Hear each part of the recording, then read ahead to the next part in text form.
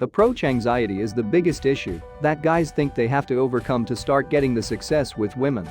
And it makes sense. If you can't approach, you can't start a conversation, and if you can't start a conversation, then your chances of ending up naked with her are pretty slim. But what most guys don't realize is that this mindset of needing to overcome approach anxiety is the very thing that's making it worse. Sounds a little weird? Because it is. Things aren't always as they appear on the surface.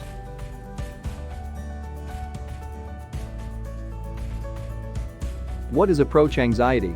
When you boil it down to its core, approach anxiety is just a fear.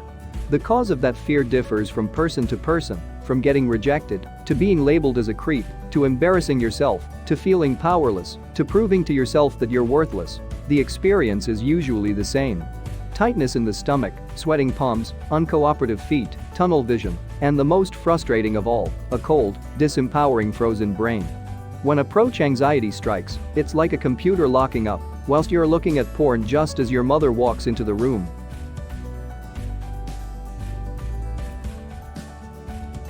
But is approach anxiety the real problem here? I still remember myself standing near the shelves of a giant library, looking at one of the most beautiful women I'd ever seen. I knew she was one of the most beautiful women I'd ever seen before I'd even seen her face. Walking down the stairs to the bottom floor, all I needed to see was her shining, radiant, healthy hair on the back of her head. And 10 guys. All standing around pretending to read books, but just looking for an excuse to talk to her. So, she just sat there, in all her beauty, reading from a book she'd pulled from the shelf, blissfully unaware of the amount of tension she was creating in the room.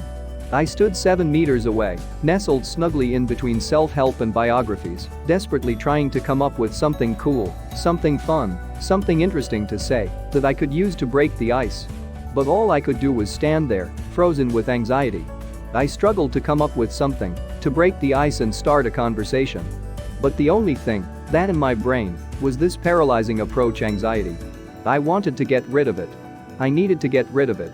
Because if I didn't, I'd be stuck on the sidelines, frozen to the ground, never being able to meet the women I wanted, forever. But why was my mind blank? Why couldn't I come up with anything to say? I'd started plenty of conversations with people before. There was plenty of stuff going on around us I could talk about. The book she was reading was a great place to start, yet when I tried to think of anything, my mind was blank. What was wrong? It wasn't that I wasn't smart enough. It wasn't that I couldn't approach. It wasn't that I didn't know what I needed to do. It was simply that I couldn't access the skills I already had because my brain was locked down and refusing to function properly. Now, before I go on and tell you how I was able to eventually approach her, what do you think was the cause of this? What was preventing me from accessing all the skills I already had and letting out the free, confident, and attractive guy I knew I had inside me?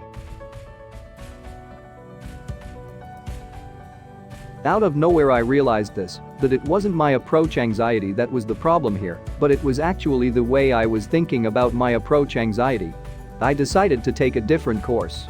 Instead of judging my approach anxiety as wrong, trying to come up with steps to eliminate it, I decided to accept my anxiety, experience it fully, without judging or labeling it, and just trust my brain to come up with whatever I needed in the moment.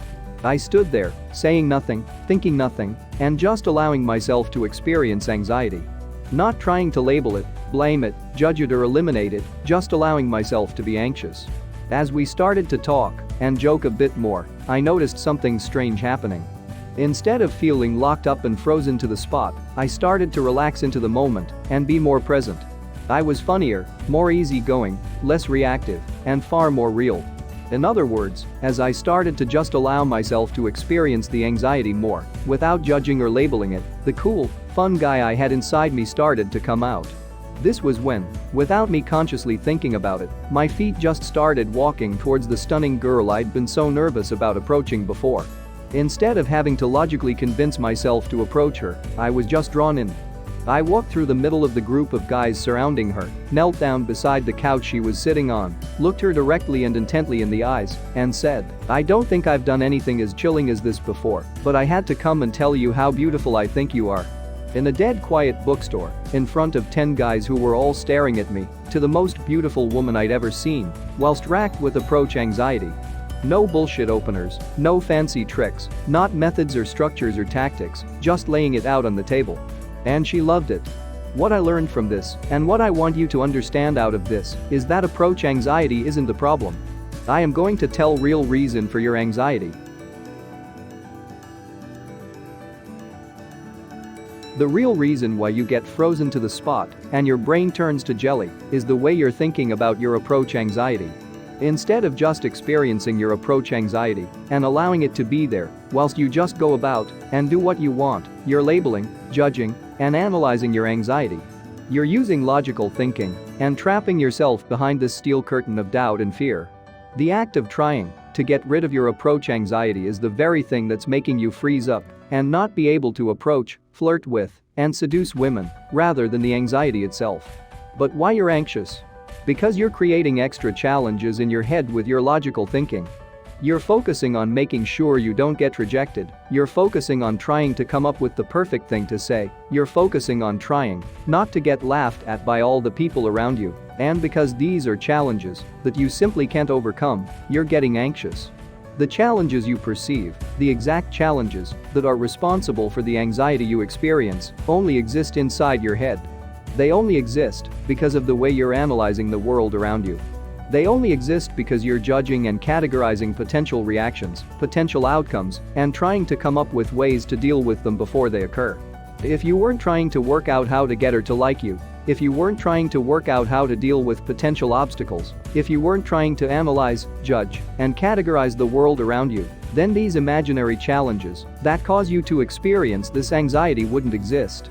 If you were using cool emotional thinking, just relaxing, noticing how you felt, paying attention to how the object of your affection might be feeling, and trusting your brain to come up with the right action at the right time, then these challenges you were making up in your head wouldn't exist.